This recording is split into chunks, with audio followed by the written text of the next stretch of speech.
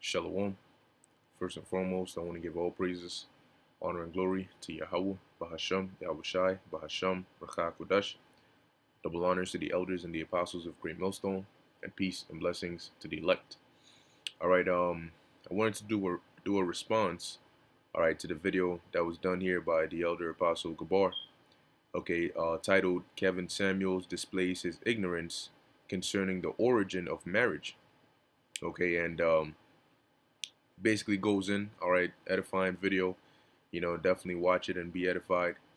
And there's a clip here, all right, where you have Kevin Samuel saying, well, it's actually quoted here: God did not create marriage. Marriage is a natural choice, not a spiritual choice, he said. Okay, which is absolutely incorrect. Okay, as the apostle, reiterates throughout the video. Okay, and he brought out, some very good precepts, basically proving and backing up the point that what Kevin Samuel says is incorrect. Okay, and as he was bringing out those precepts, one came to mind, which, as you can see, I have only one precept here because I just want to hit that point. All right, sort of like a little add-on, and that's in the book of Tobit. Okay, where there's a clear, straight, direct cut to this statement right here, because in fact, the Most High is the author. All right, and the one who decides and determines who gets with who, all right, and how it happens. Okay, it's not a natural choice. It is a spiritual choice, and we're gonna read that. Okay, which I left that in here. I actually put the precept down in here. All right, but we're gonna read it. All right, it's Tobit, the 3rd chapter, and just to get the background of it, it's only about 17 verses. So we'll start at the first verse, and this is I believe this is Tobit speaking. Okay, and it says, "Then I being grieved." So Tobit, being a righteous man of the Lord, at this point I believe he was burying, because at this point they should have been in the land of Media or around that area, okay, where the Assyrians were in rulership. Okay, and so what they would do is they would, we were in captivity under them. So you had a lot of Jakes that were being put to death, for simple things, and their dead bodies would just be laying there. So Tobit was burying those bodies, and he looked up, and there was a sparrow that basically released warm dung, all right, into his eyeballs, and he basically went blind off of that.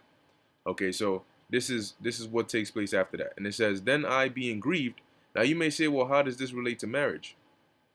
Well, we're gonna get there. It says, "Then I being grieved did weep, and in my sorrow prayed, saying, O Lord, thou art just, and all thy works and all thy ways are mercy and true, and thou judgest truly and justly forever. Remember me and look on me, punish me not for my sins and ignorances, and the sins of my fathers who have sinned before thee." It says, "For they obeyed not thy commandments, wherefore thou hast delivered us for a spoil, and unto captivity, and unto death, and for a proverb of reproach to all the nations among whom we are dispersed." And then he basically goes on and goes on, and just gonna, there we go. So this is Tobit's prayer. And after he's done praying, verse 7, it says, "It came to pass the same day that in Ecbatane, a city of Media, Sarah, the daughter of Raguel, was also reproached by her father's maids, because that she had been married to 7 husbands, whom Asmodeus, the evil spirit, had killed before they had lain with her." So the marriage wasn't consummated because, ceremonially, right? She was given in marriage, right? They agreed, her parents agreed and said, okay, hey, you can marry this man, or this man can marry you. But before the men were able to lay down with her and have a real marriage, they got put to death. So technically, they were husbands in name, but not actual husbands, because none of them actually popped, right? None of them actually, broke that. Okay, so like it says, before they had lain with her, meaning that she was basically still good. She was untouched. It says, "Dost thou not know," said they, "that thou hast strangled thine husbands? Thou hast had already 7 husbands. Neither was thou named after any of them." You see, because none of them popped. All right. So usually, what they would do is they would go into the bedchamber, and they would do what husbands and wives do, and then if she's a virgin, she would normally bleed, and the sheets would have that blood on it. So the next day the maids would come and check, and find out, okay, well, what did you guys do what you had to do? All right, and they would be able to tell, oh, all right, she's been popped, she's been good, she's been protruded. All right, so she's good. But that never happened. These husbands died, so she wasn't named after any of them. Okay, and yes, it was an evil spirit. Now, remember, evil, both, well, let's go to it real quick. Okay, both good and evil, as the apostle brought out. What's that, Isaiah 45 and 7? All right, this is Isaiah 45 and 7. I form the light, and this is the Most High speaking. I form the light and create darkness. I make peace and create evil. I, the Lord, do all these things. So that evil spirit, Asmodeus, that was sent to kill all those men before they laid with her, guess what? That was sent by the Heavenly Father. Okay? So they agreed to marry, but the Most High was like, no, no, no, wait, no, that's not what we're doing. The Most High wasn't with it. You want to talk about divorces? Well, the marriage didn't even get become official. All right, but of course, they made fun of her, saying that she had strangled her husbands, or she had killed them, whatnot. All right, it says, verse 9, "Wherefore dost thou beat us for them? If they be dead, go thy ways after them. Let us never see of thee either son or daughter." All right, which basically was like they were talking shit to her. All right, if they be dead, go thy ways after them, and that made her, as we're about to read, want to do that. She wanted to go to the grave as well, because in the ancient world, having children and a family, and that was a beautiful thing, and it was a shame not to be able to have children, or to be divorced, or to not have a husband. So she was very Sarah was very hurt by this. All right, verse 10. "When she heard these things, she was very sorrowful, so that she thought to have strangled herself." See? And she said, I am the only daughter of my father, and if I do this, it shall be a reproach unto him, and I shall bring his old age with sorrow onto the grave. Then she prayed. All right, here we go. She prayed toward the window and said, "Blessed art thou, O Lord, my power, and thine holy and glorious name is blessed and honorable forever. Let all thy works praise thee forever. And now, O Lord, I set mine eyes and my face toward thee, and say, Take me out of the earth, that I may hear no more the reproach." So she wanted to go out. She wanted to go back to the spirit world. It says, "Thou knowest, Lord, that I am pure from all sin with man." Right? So she wasn't committing adultery, she wasn't she wasn't a fast woman. All right, as they would say. Verse 15, "And that I never polluted my name, nor the name of my father in the land of my captivity. I am the only daughter of my father, neither hath he any child to be his heir, neither any near kinsman, nor any son of his alive, to whom I may keep myself for a wife. My 7 husbands are already dead, and why should I live? But if it please thee not that I should die," if you don't want me to die, "command some regard to be had of me, and pity taken of me, that I hear no more reproach." So basically, give me a husband that won't die before he pops. All right. Verse 16. "So the prayers of them both Tobit and Sarah, they were both praying, were heard before the majesty of the great power." And what happened when they prayed? Verse 17. "And Raphael, Allah, he's one of the archangels.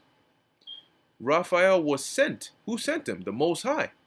To heal them both." Now, how was he going to heal or solve a problem where a woman's husband keeps dying before they can fully get married.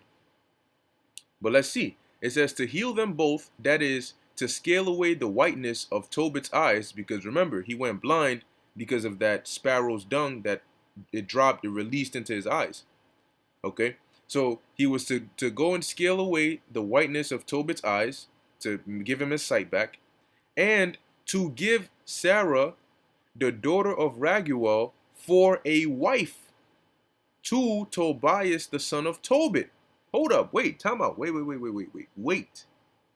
minute. God did not create marriage. All right? Marriage is a natural choice, not a spiritual choice. Well, let's go back and hear what the scriptures say. It says, and to give, and this was an angel that was sent to give Sarah, the daughter of Raguel, for a wife. When a woman is given for a wife, what does that mean? She's going to be married.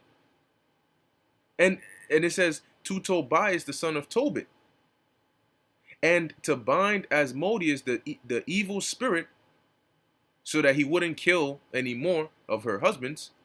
But why? Because she belonged to Tobias by right of inheritance. Okay? The self-same time came Tobit home and entered into his house, and Sarah, the daughter of Raguel, came down from her upper chamber.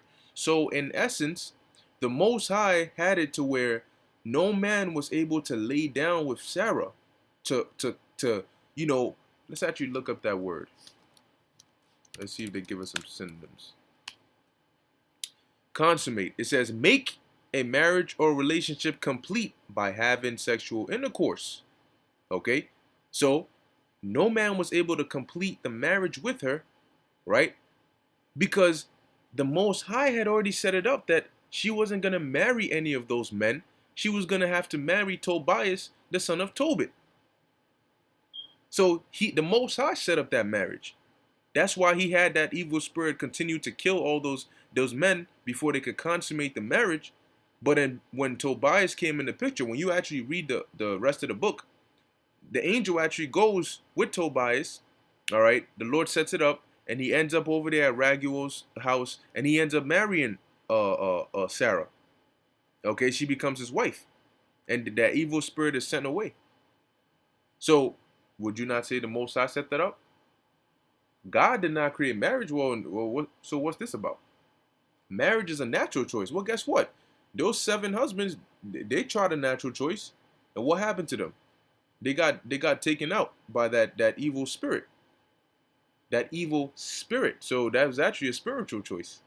All right. And as we can see, the only way the marriage happened was because it was spiritual, because the Lord sent an archangel to go and make sure that marriage happened. But it was for the right man and the right woman. Okay? So there's a perfect example for you, all right, as to how the Most High does and did create marriage. What do you think he meant when he said be fruitful and multiply? Okay? So he did create marriage, all right, and he does decide who you get with and who you don't get with. Okay? That's just the way it is. All right, so that's pretty much it. That's the point I wanted to make. All right, Lord willing, this was edifying unto the elect. In closing, I want to give all praises, honor, and glory to Yahweh, Bahasham, Yahweh Shai, Bahasham, Rakha Kodash. Until next time, Shalom.